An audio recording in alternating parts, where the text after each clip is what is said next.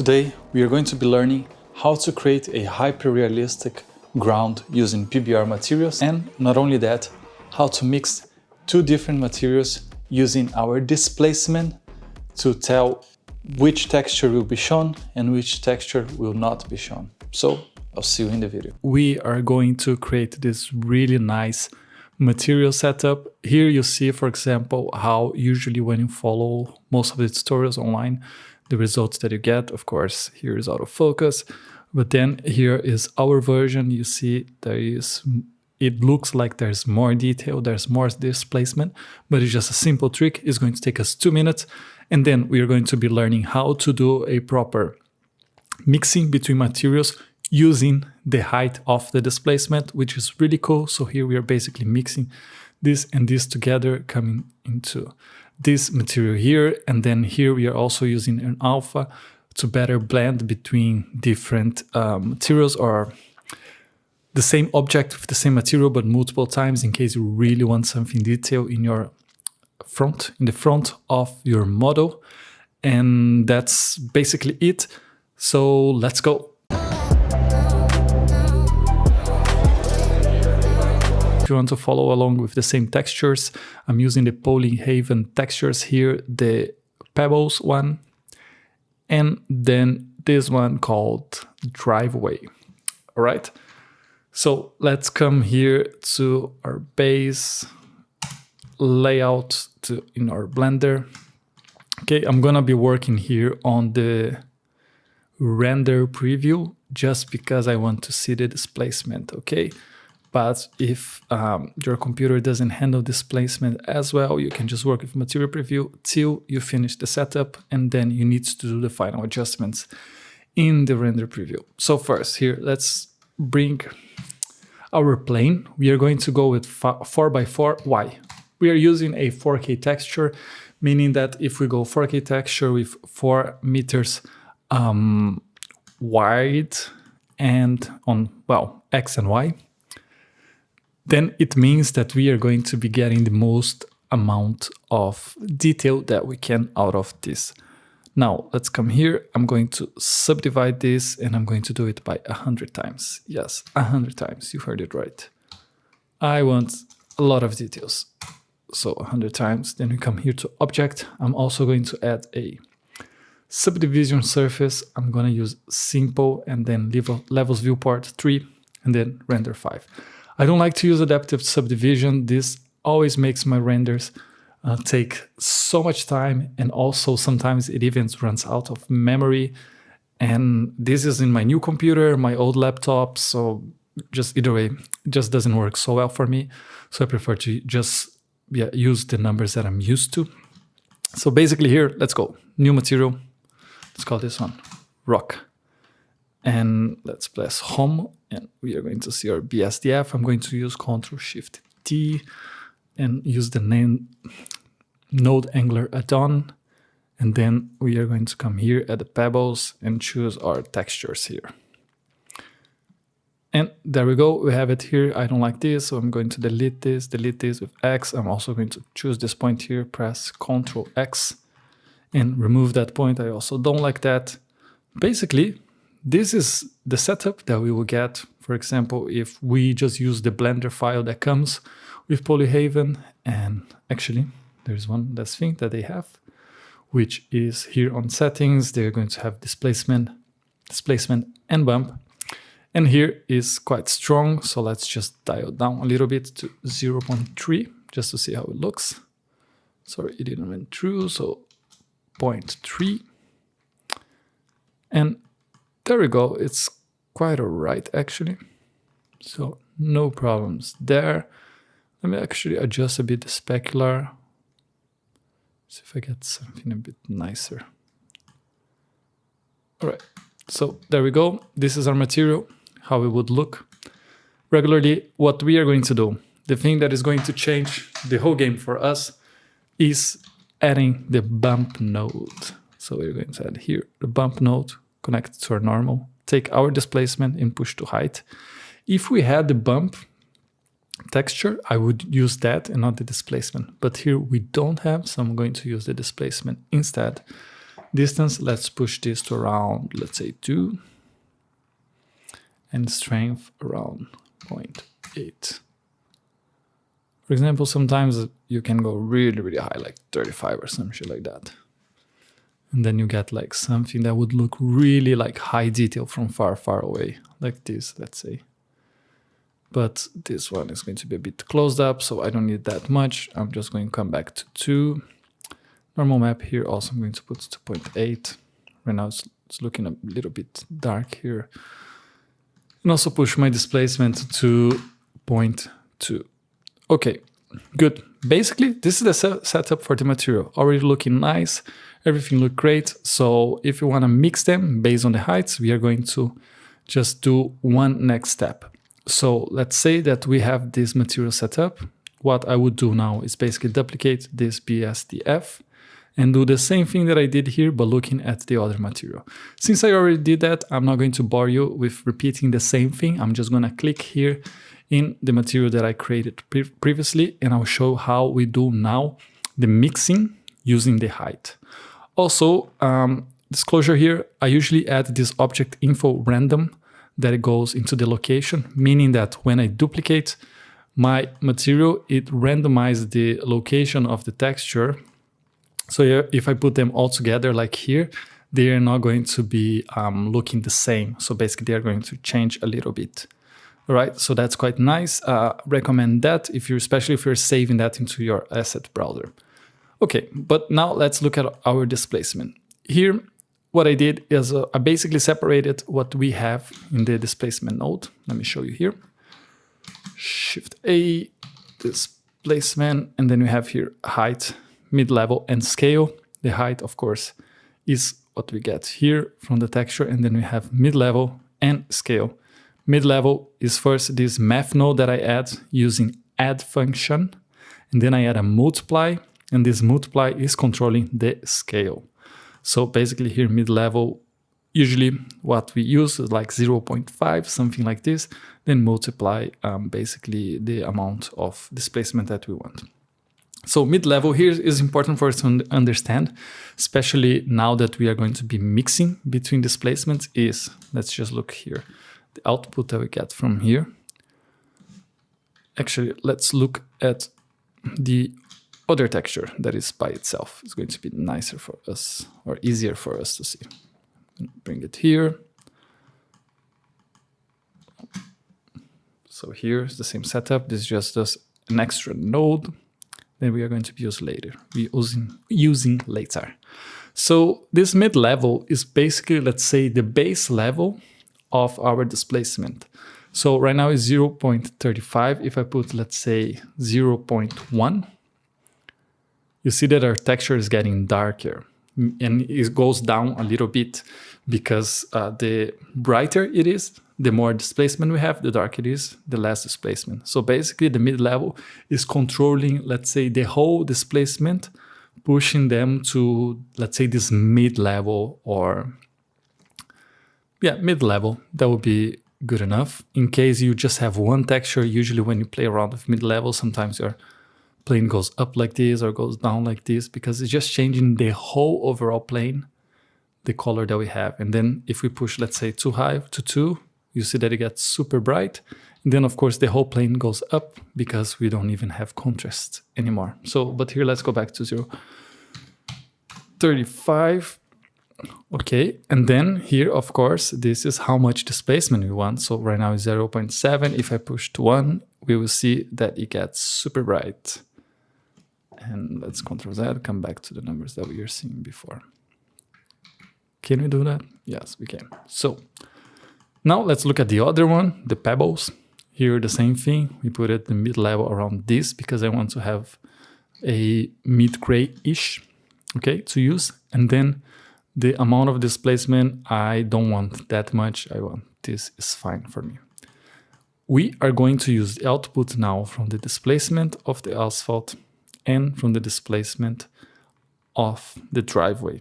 Sorry, the pebbles and the displacement of the driveway. That's one way to do it when we mix this out of the displacement itself, and we use that as our alpha channel. In this case, I will not do that. I will show you another way, and then I will show you another material that I have here in this Blender file that use that.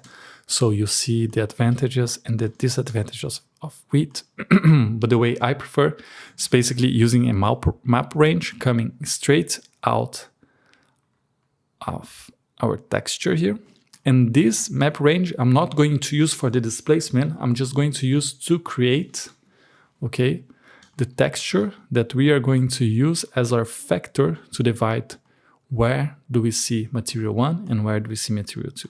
So the first one here, the driveway texture, I pushed everything to above black and not super bright. And let me just show you quickly the map range. It comes with 2 to max minimum, so it goes from black to white.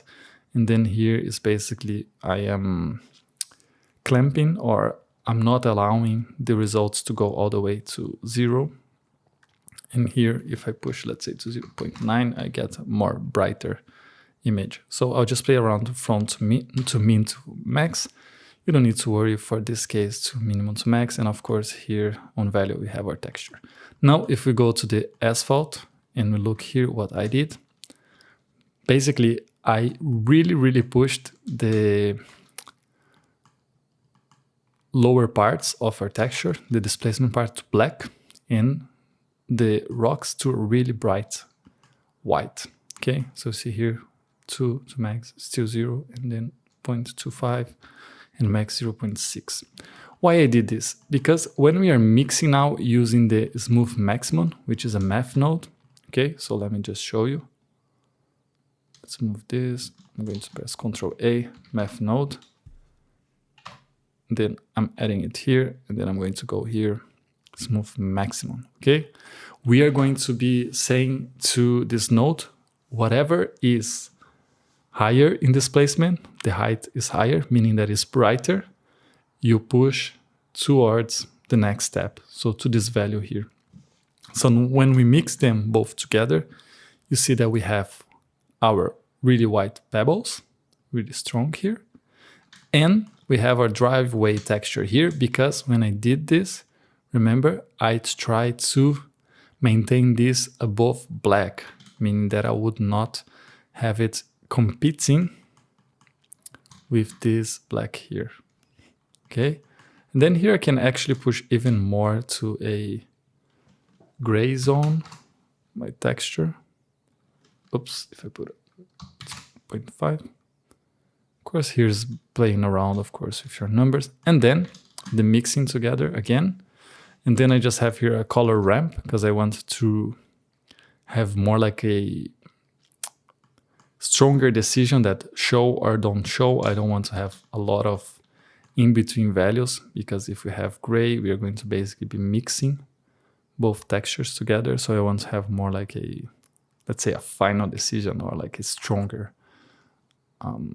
definition between do we have the texture or not. And then this goes into this mix node. This mix node is mixing our displacement numbers, okay, here between this and this. So they go from value all the way to B and A. And this is also going here to our mix shader, where we have the BSDF1 coming here, BSDF2 coming here. Of course, the same way that we have on mix color should be the same way you have here. If it's just not looking the way you want, of course, you can just invert and also invert on the other one. That is basically, I'm going to remove that so you don't get confused. So that's basically it in a nutshell, how you do this mixing. And of course, now you can play around with the values and yeah, tweak it the way you want. Why I'm separating the displacement and not using the displacement itself to do this mixing, which I could do, instead of using the map range, is because I want to be able to tweak the displacement independently of this mapping that I'm using, okay? But let me show you an example where I'm not doing that. I'm actually using the displacement itself. See you here, there is not this map range, just the displacement. And I'm pushing the displacement to the same smooth maximum, okay, between these two. And not only this goes directly to the mix that goes to the displacement itself, but this also uses as the map to say, okay, show texture A, show texture B. Good things about this is that because you are using the proper displacement to do this mapping, you are not going to get a lot of artifacts where, for example, in this other case, if I really push the displacement, we start getting some weird artifacts. 0.2, like this, because the map is separated from the displacement. But if we do that on the one that uses just the displacement, this doesn't happen, because instead of having artifacts, we are just going to be saying, just use the pebbles, instead of using also the other one. So let me show with 0.2, maybe, yeah, just show the pebbles, because now the displacement is so high that the texture A doesn't even show up.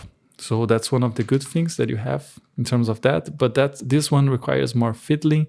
So you have to be tweaking the median and the multiply here to make sure that, yeah, they fit together quite nicely. When I do think that using the map range, it's easier for you to visualize, of course, but the setup then remains the same. So let me just quickly show you here in case it's still a bit confusing. So displacement comes to add and multiply. This is basically mimicking the median, and the multiply on the math node is basically mimicking the scale, okay, mid-level and scale. It would be the same if I just had this one here and just tweak these two numbers, okay? And the same thing goes here. Now the displacement comes to this smooth maximum and color ramp, where we are going to use this as the mapping to define where we show texture A, where we show texture B. Okay, and this comes to the factor between mixing now the displacement coming from multiply from texture A and texture B. And the result, of course, goes to the displacement itself. And then we have the same map coming to the mix shader again between both of these textures. And of course, you can also change the overall displacement of everything to 0.5. It's also doable, okay? So it's quite a nice setup to mix different textures. And of course, there's no limit in the amount of textures that you can use. Here, I actually like something higher, like 1.4 should look nice. And where do I get this alpha? This is something that I like to do when I'm mixing a bunch of materials together, is just to have some alpha in between them so I can properly push them close to each other. And also I can use the same alpha to remove the displacement from certain parts. For example, if in the borders the displacement was quite high, I want to push it down. Basically what I do here is I have a gradient texture with a mapping and texture coordinate. So gradient texture, spherical, and then here on scale 0.5, 0.5, 0.5, and you see, it looks kind of like this circle. Then I add this to a mix color, okay, just because I want to invert and make it less strong.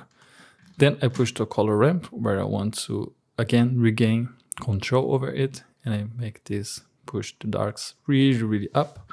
Then I have more like the circle like this, and then I use this on the extra mix shader that I have here between our mixed texture and a transparent BSDF. And there we go. Push here and we have the final thing. And then now here we have our final materials. This was just for illustration. So here is how it usually comes, how you usually have from tutorials, or how it comes from Polyheaven itself. Then you have texture A with the little trick of the bump that I told you guys. Here, texture B. Then I have combining them together. This is just the example that I showed you. This is combining with the displacement separated with map range, and this is combined using the displacement itself. So there we go, some cool new techniques for you to use, and this is great for really detailed type of texturing, and you can come close and you have some really, really nice results. And then of course you can do your render and use these for close-ups. And yeah, if you have a big landscape and you want to have the part near the camera to have a lot of details, just use this. It's going to look great. And that's it. If you like this video and you've got value out of this, please don't forget to subscribe. I do appreciate a lot. And if you have questions, just shoot them below and I'll try my best to answer you ASAP. Okay, see you in the next one.